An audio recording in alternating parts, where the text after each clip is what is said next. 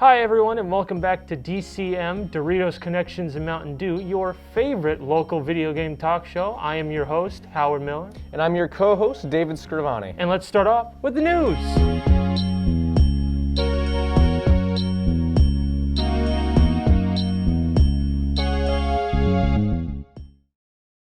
First up in the news today, just announced on the day we're recording this, the Alien franchise is making a triumphant return to the world of gaming with Aliens Fireteam, a third-person, three-player co-op survival shooter. Let's try saying that 5 times fast. Set 23 years after the events of Alien 3 instead of Aliens. Who would have thought? Players will take the role of a colonial marine tasked with various jobs to do, all of which come with the benefit, of taking down swaths of xenomorphs. Featuring 5 classes of Marines to choose from, each with their own customization and upgrade paths, Fireteam definitely shows promise. There's no concrete release date just yet, but the developer, Cold Iron Studios, says the game is planned for a release this summer.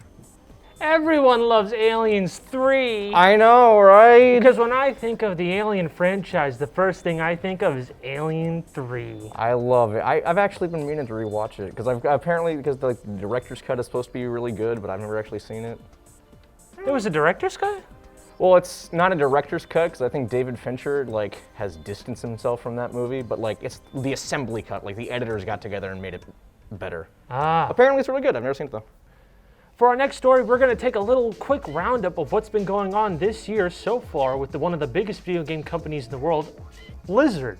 And we'll start with what they've been doing with the company Vicarious Visions. Hint: it's not good. Not good at all. For those who don't know what Vicarious Vision is, it's a video game developer that's been around since the 90s, making game series like Crash Bandicoot, Tony Hawk's Pro Skater, every Guitar Hero from Guitar Hero 3 onwards, and the Skylanders series. They were owned by Activision since 2005, and they just released Tony Hawk Pro Skater 1 and 2 HD, which was a critical and commercial success, winning awards left and right. Along with that, they announced that they were making a remaster of Diablo 2. Which everyone has been wanting. So Activision saw this as an opportunity to reward the studio by dissolving it and merging it into Blizzard. Congrats on making a phenomenal, critically acclaimed, commercially successful game. Here's your consolation prize. And their consolation prize is they are making skins for the video game Overwatch. That's right. If you thought the people who made a skateboarding game would be good at making costumes for people in a video game, why would you ever think that? What? Now, see, what are the chances now that we get Tony Hawk as a playable character in Overwatch? Oh, to see him in that gross Pixar style, no. Okay. Now, this also dashes anyone's hope for a remaster of Tony Hawk Pro Skater 3 and 4 HD, or even a Tony Hawk Pro Skater 6, along with the fact that I think they're going to release the Diablo 2 remaster. We don't even know if it's technically fully done by Vicarious Vision at this point. All we know is that they're gone. So, Blizzard needs this extra studio in Blizzard internally. So, what do they have coming out this year? They announced nothing. Everything has been pushed back into 2022. This includes Overwatch 2 and Diablo 4. But however, they did show us some teasers of Overwatch 2, showing us the new interesting character designs of Overwatch 2, where it looks exactly the same. Every character looks the same. I gotta say, I saw those on Twitter, but I didn't see them from any official source, so I kind of just assumed they were memes, because these are the new character designs. That can't be real. Those are too generic. They're too similar to the original ones. These can't be real. Boy, was I wrong.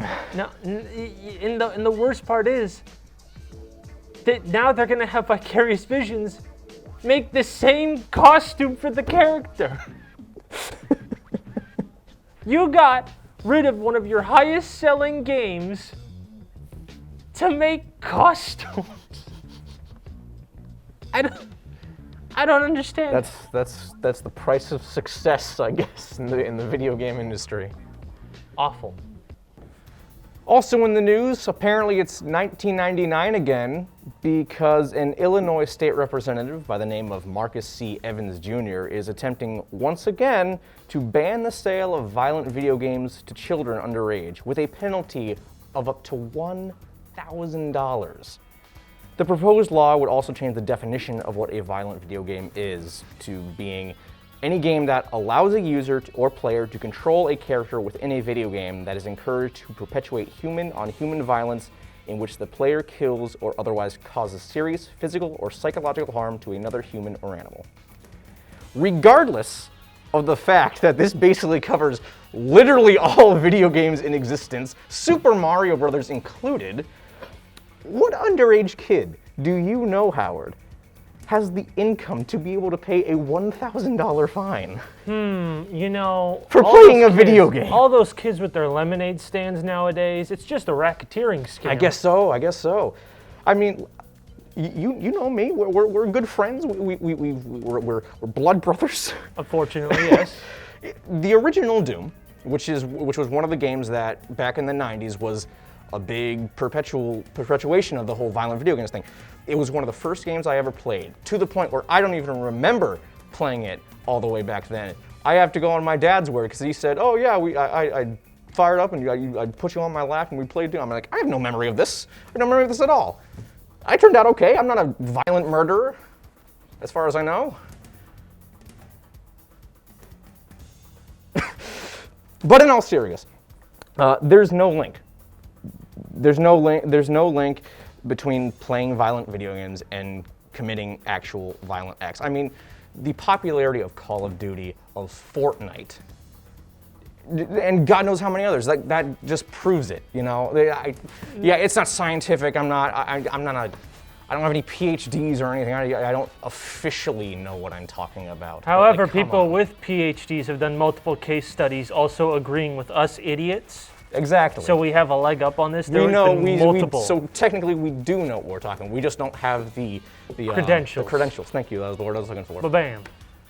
But yeah, and also the term is so incredibly vague, and I hate to be that guy, but like we invented the ESRB rating for a reason. So parents, when you buy a video game, you can take the box, then flip it over. In the corner, it'll tell you what's bad about the game. Mm-hmm. And then you can look up on their website what each thing means. So if you don't want your kid to have suggestive themes, look at the back of the box and don't get it for your kid. And also, GameStop doesn't allow you to let kids buy video games without parental approval, so a parent has to be there anyway. So what kid is going and buying Mortal Kombat 11 by himself then committing violent acts? My man's about to get a grappling hook installed in his hand and just get over here. Yeah, the kid's gonna just freeze everything whenever he touches. Yeah, because that's incredibly realistic. There's just no. It just feels like either the politician wants attention or he's just bored. He's bored because it's been disproven. It's multiple times by multiple case studies with people with multiple PhDs, way more than us. And the fact that we have to continue talking about this. In 2021, in current year, we're still talking about this. Absolutely silly. It's unbelievable, truly. Bonkers, some might say. Even wacky. Yeah. I would put that. That politician's a certified wackadoo. So many of you have been seeing these articles that say the Google Stadia is dead. Now, for most of you watching, you probably go, what is a Google Stadia? Well, in this segment, we're going to just give you a little brief rundown of what it is, why it's dying, and maybe something even sadder. So let me explain. The Google Stadia isn't a console, even though it keeps claiming that it's going up against them. It's basically a cloud-based gaming service for Google Chrome devices. In English, it's basically you can play big-name games through Google smartphones or Google Chrome browsers. The service is free, however, if you want games to be at 4K resolution and 60 frames per second, there's a monthly fee. It released in It released in 2019, and it could let you play, now remember, competitor to the Game Pass on Xbox and PlayStation Now. It released with 22 games. That's right, 22 games. And it's a competitor. Awful. Now that it's 2021, current year, it has 120. Which is also, over 2 years we've gotten 100 games. Yeah, 100 games. A year Are any of them any later, good? They're just all ports. Okay. Along with this, most reviews of the Stadia basically just ask, why would I actually waste time and pay money for this service of streaming video games when I can just play it on my PC and console? There's no really real reason. It's a nice option to have, but there's nothing really unique to separate it from everything else. Except that Legend of Zelda Breath of the Wild clone. Dude, that's what all indie games are right now. Yeah, They're all just that's trying to fair. rip off. Yeah, Dude, that's even fair. Pokemon and even Nintendo's own company's trying to rip off Breath of the Wild. It's easy. Now, and also to make matters worse, most of their games are ports, but it's actually incredibly hard to port games to this service because it runs on different engines than what most consoles and PC platforms run on. So they have to spend, and I'm not joking, apparently hundreds of $1 million to port games that you can buy on your Xbox and PlayStation right now. It cost $10 million alone to port out the past 2 years of Ubisoft games. That means your Assassin's Creed, your Just Dance. $10 million. Is it worth it? I don't know. I never played it. Neither did I. However, it seems like no one's been playing the Stadia because right now they just fired and closed their one gaming studio. 150 employees without a job, and if what certain sources are suggesting, throughout its whole entire studio time, 2,000 employees lost jobs. Now this is all sad, but don't worry, it gets worse. That one studio helped publishers debug their ports, so they weren't glitchy and filled with game-breaking so they weren't glitchy and had game-breaking bugs. But now they're gone, and they were the only ones who know how to do it. So now there are games being ported to the Google Stadia that are broken, don't work, or have a really bad bug in it that might delete saves or something. No one can fix it.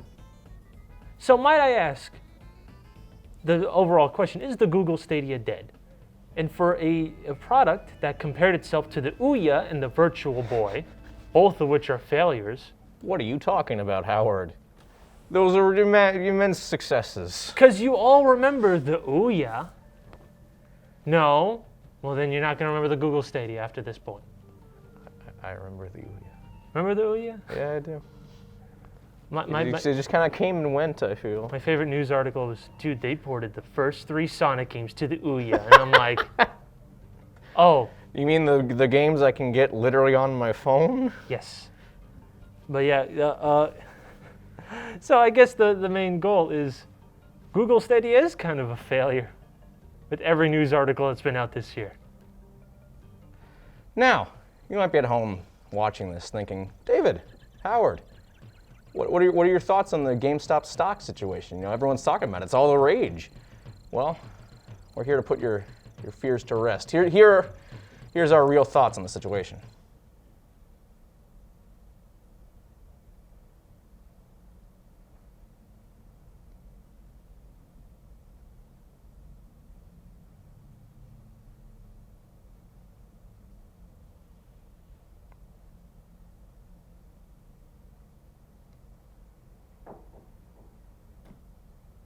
And that's it, because I really have no idea how to describe any of that. Yeah, I don't know anything about stocks, but yeah, that's about it. Yep. And now for our next segment, hey guys, what you been playing?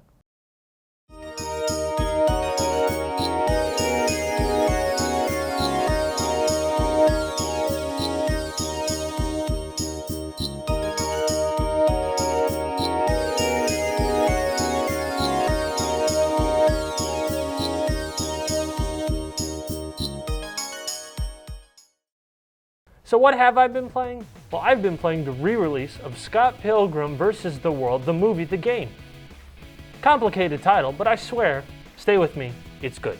The game was released in 2010 to coincide with the movie that came out that has the same name, X the game part of the title. And it was taken off of all digital storefronts in 2014. Also, not to mention, that was when it was PS3 and Xbox 360. We're not in that time period anymore, so they took it off of all digital stores. And there's no physical copies or discs to play it on, so you had to pirate it to play it. However, Ubisoft decided that in January, to everyone's enjoyment, they re-released it with all the DLC the game had. What is it? It's a game that follows the movie based on the comics of the same name as you play as Scott Pilgrim on his quest to defeat Ramona Flowers' 7 evil exes. It's a 4-player co-op beat-em-up where you fight hipsters throughout the streets of Ontario, Canada. Play as Scott, Ramona, Steven, Kim, Knives, and Wallace fighting every evil ex so Scott can live happily ever after with Ramona. The game features some fantastic music by chiptune band Anamanaguchi, and the gameplay is excellent as you can just throw dudes at each other, call for ninja assists, or just throw a stop sign at somebody. It pays homage to games that inspired it like Streets of Rage because, you know, it's also just a great game in general, both of them. But it also is full of so much comic book Easter eggs for the original fans of the series. I personally find this to be one of my favorite beat-em-ups of all time, and I love the comics. So this is like a match made in heaven. It even got a run featured on the website Limited Game Runs, which everyone has been asking ever since the website started, if they could do a physical re-release of Scott Pilgrim vs. the World, the game. But now they got it! And it comes with cool stuff, like a redrawn cover of Sonic Adventure 1 with Scott doing the Sonic pose. It got drumsticks, and there's even a vinyl repressing of the soundtrack. Can't pre-order it anymore by the time this comes out, but you should still visit the website anyways. They always have some fun exclusive runs. And right now, Scott Pilgrim vs. the World, the game is available on Xbox consoles, PlayStation consoles, and PC. As for what I've been playing recently, I've been replaying Batman Arkham Knight. The third and final game in Rocksteady's Arkham trilogy, Arkham Knight is massive, both in scope and storytelling. The game map is one of the most detailed and interesting maps I've seen in an open-world game, personally, and there's so much to do. Sure, some side missions can get a little repetitive, and the 243 various Riddler challenges are just a little annoying to get all of. You have to get them all if you want to access the true, full ending of the game, unfortunately. But Rocksteady have very much polished the gameplay of their series to, I would say, pristine quality. The combat, which has always been one of the franchise's hallmarks, feels almost perfect at times. Some of the best in-game combat you could find anywhere. I don't even find the game's reliance on the Batmobile that annoying. I mean, I think the tank sections feels really fun, although chase sections, particularly during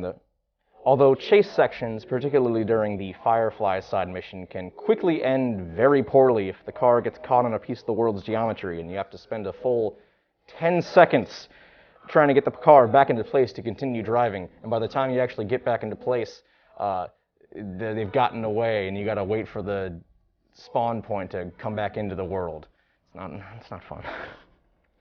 Story-wise, though, I personally feel the game falls a little short from its previous installments.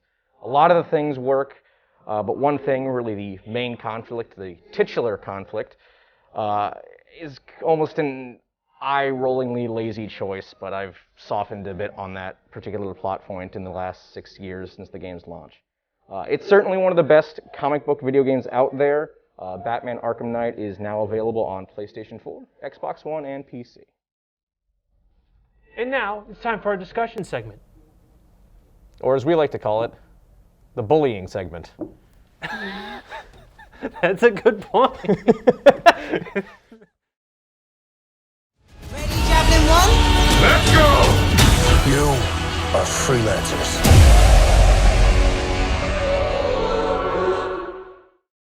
As you can see from our little title, today's discussion is we are going to bully Anthem. We bullied Cyberpunk last time. And the Game Awards. And the Game Awards. And Nintendo.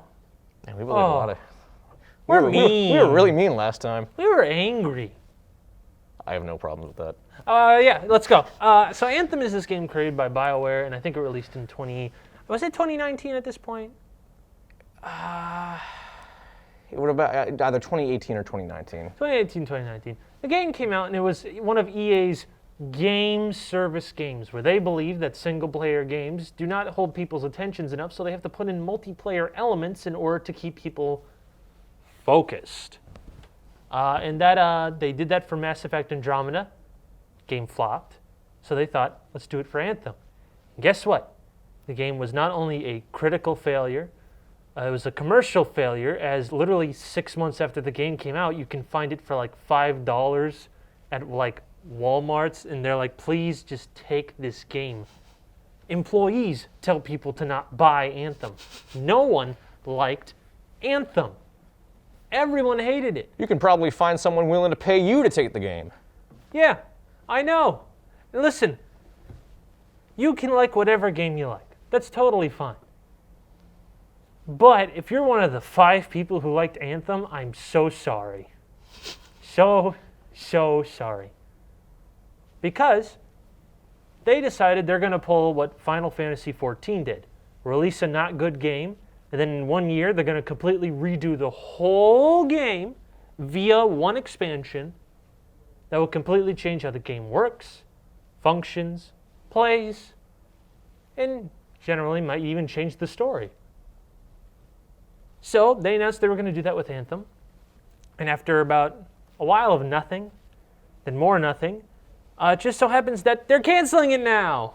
Anthem 2.0, or Anthem Next, they didn't really have an official term, has been canceled in a year after development. That game sucks. I don't understand. They tried, I don't understand why they tried to redo the whole game if it failed and bombed financially. I guess they were hoping people would still buy it once they announced it, and then no one bought it. Yeah, 'cause did they even say anything as to what this expansion was going to include? No, they just said it was going to rehaul the whole game. Which So they promised things, but were entirely vague about what things were going to be included, and just kind of hoped for the best. Yes. And Not how it works, BioWare. Sorry to say. And to make matters worse, this could have been a case because Final Fantasy XIV, when it came out, trash. Boring, bland. One expansion where they fixed everything, one of the most popular games on PlayStation. Destiny was kind of like that too, right? Destiny was like that too as well. Destiny was also like that. So these are... And people love Destiny now. Yeah, everyone loves Destiny. But Anthem tried to do it. No, they canceled it. And because... So, where are we going forward? Well, EA has decided. They compared it to their other successful games, and they managed to... They managed to say that due to the flop of Mass Effect Andromeda and Anthem, they're canceling their single-player games being game services due to the success of Star Wars Jedi Fallen Order. So now, if someone comes up to EA and says, I want to make a single-player game, they're not going to force multiplayer and force really stupid changes to it to make it easily accessible to the public. People can just make single-player games because of Star Wars. And they also announced that Dragon Age 4 was also going to be one of these games and now can be a single-player game. Which, why would you make every single-player game have multiplayer in it? Well, Howard, you gotta, consider, the success they've had with all the other Dragon Age games being games as a service. Obviously, it's gonna have to work. And it's like all the most popular games as a service game, the Dragon Age series.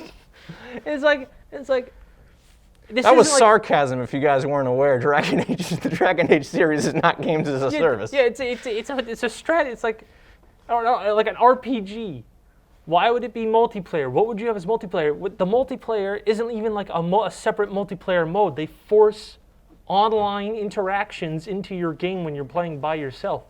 Mass Effect 1 had a craft building system, and the only way you can get the rare materials is if you did online missions, or you just sent a bot to do it.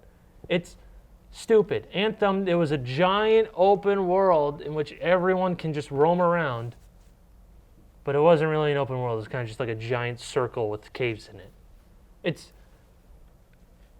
It's unbelievable the amount of bad business decisions that went with that game, and I'm very glad that now like they're just gonna let single player games be single player. Who would have thought like something good would happen in the video game industry and like the wide video game industry? Who'd have thunk? Who would think? And it only took a game that had 8 years of development to release, no one buy it, and then no one liked it. Look, I know it's the whole. There's a meme like, haha, EA bad, but like, come on. They're gonna do something good now. I know it's shocking. So I mean, between this and between the incredible turnaround that Battlefront 2 had, Star Wars Battlefront 2, things are looking up, I feel. Things are looking up. Except for their sports games. Their sports games are awful. Yeah. However, baby steps. So as much as we're going to bully Anthem, in the end, Dragon Age 4 might not be garbage. Yeah. And they're making more Star Wars games, which is that's pretty awesome. Yeah. It's rad. Good job. Good job. Small victories. Small victories. Anthem sucks. Yeah. And now it's time for a brief clip from our interview with Stuttering Craig from Screwattack.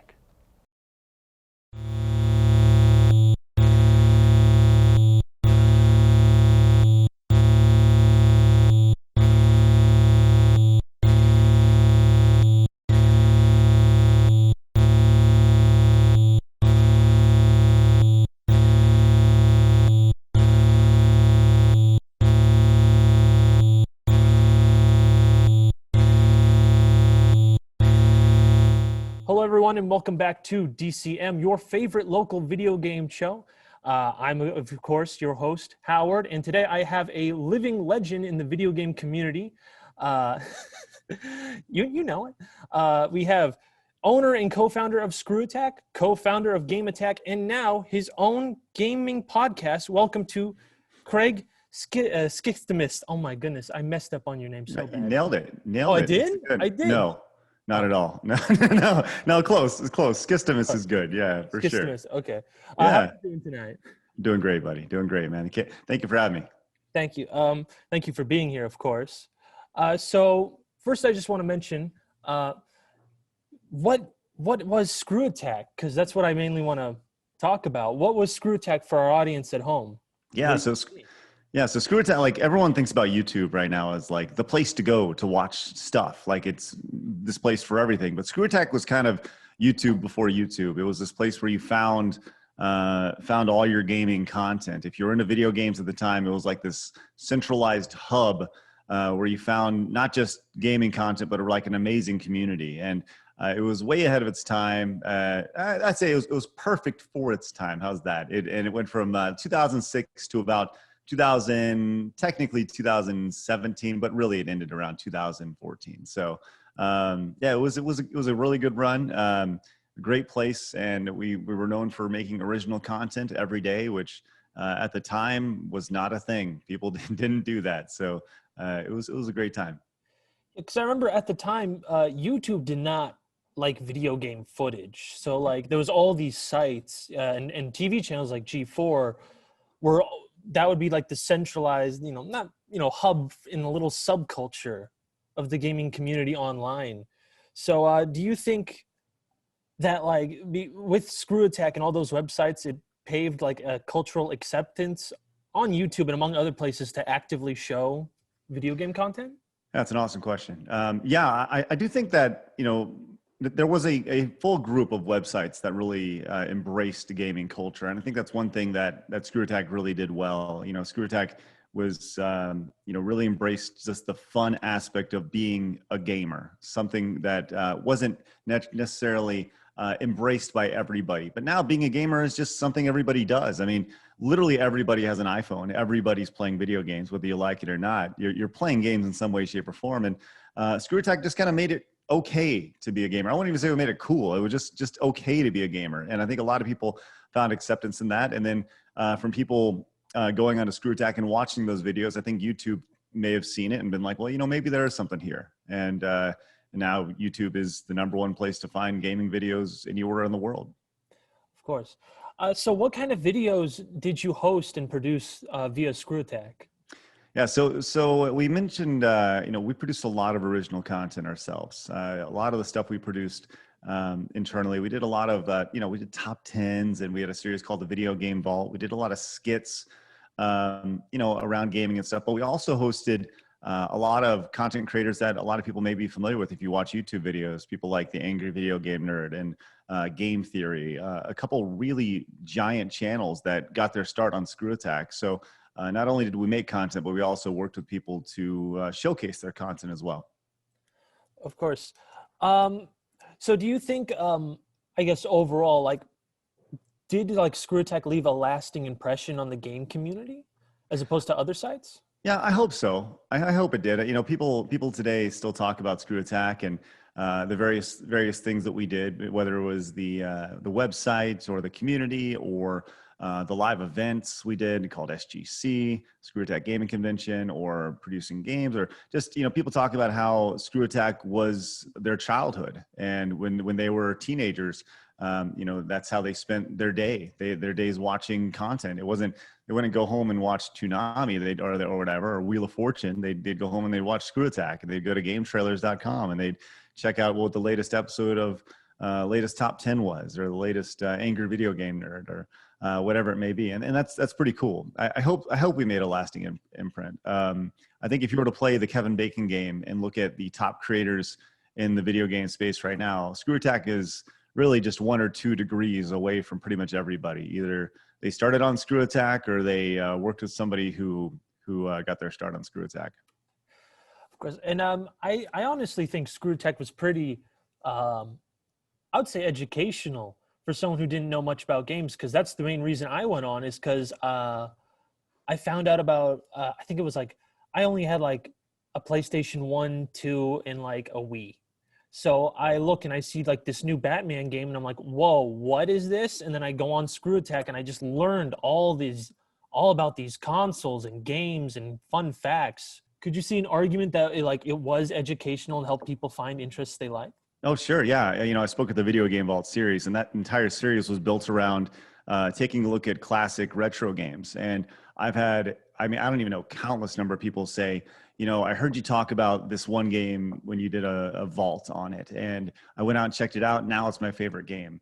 And, we did hundreds of episodes of the vault, and that's hundreds of games that people were exposed to because of that. And that's really, really cool. And those vaults were, they're only 2 to 3 minute snapshots of these games, right? And the whole, all these people, they would watch these things and be exposed to something, a game that they may not have ever known about. And watching a 10, 20 minute video about a game you've never heard about is a lot different than watching a 2 or 3 minute video where it's like, oh, okay, 2 or 3 minutes. And I guess that's wrapping things up. Where can everyone find you and your content? Are we wrapping up for real this time? Yeah, we're wrapping up for real this time. Oh, this is so fun. Oh, I'm sorry.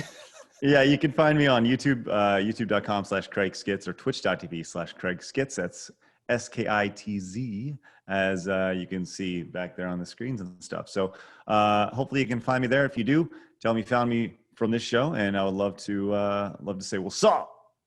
What's up?